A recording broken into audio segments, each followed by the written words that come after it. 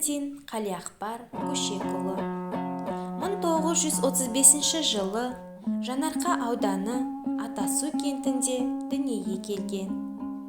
Қарағанды педагогикалық институтының физика-математика факультетін бітірген.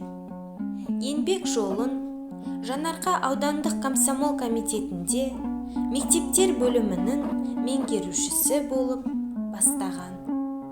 1958 жылдан бастап журналистік қызметте. Аудандық Жаңарқа газетінде бөлім меңгерушісі, жауапты хатшы, 10 жылға жуық уақыт оның редакторы.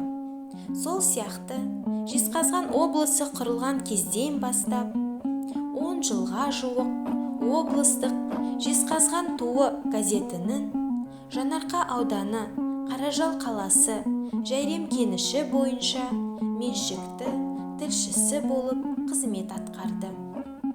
Қалиақпар Әбілдин газеттің барлық жанрында жаза білетін журналист.